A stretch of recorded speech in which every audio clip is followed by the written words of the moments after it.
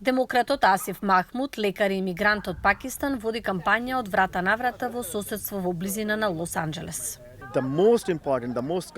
Неважната причина за мене да останам во Америка е слободата. И за тоа се борам. Слобода на репродуктивните права, слобода на избор, слобода на гласање.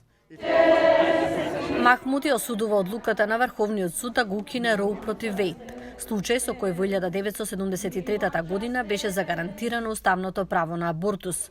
Поранешниот изборен стратег вели дека ова е тема за демократите.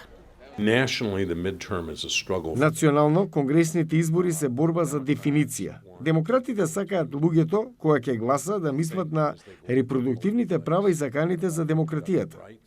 Ова е порака со која се согласува гласачот Кевин Инграм. Верувам дека жените и кој било друг треба да имаат право на избор.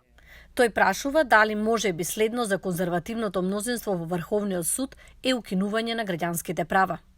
Републиканците го опишуваат Махмуд како левичар, како во оваа реклама од неговиот противник, американската конгресменка Јан Ким, со потекло од Јужна Кореја.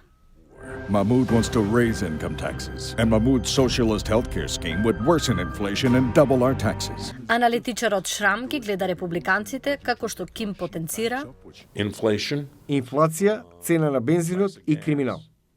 Републиканската конгресменка го представува 39-тиот округ на Калифорнија и е во трка против Махмуд. Фокус на незината порака е економијата, што националните јавни анкети покажуваат дека е најголема грижа за гласачите.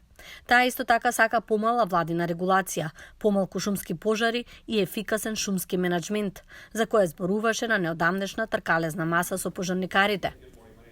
Ким одби покана за интервју, но незината кампања рече дека таа работи да им помогне на ветераните и да ги намали дануците. Махмуд им кажува на гласачите дека ќе се бори против инфлацијата и да се намалат дануците за средната класа. Двајцата ја истакнуваат имиграцијата. Ким бара гранична безбедност, а Махмуд имиграциони реформи. Треба да се решат проблемите, вели лекарот.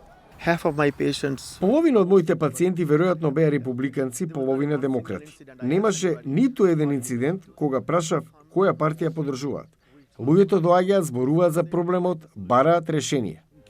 Преку телевизиски реклами и за Махмуд, преку одење врата до врата, кандидатите бараат поддршка. Републиканците се побројни од демократите за 5% во округот, а анкета од кампањата на Ким тврди и поголемо водство. Но демократот Џо Бајден едва ќе победал тука, ако моменталните граници на округот постоеле на последните председателски избори.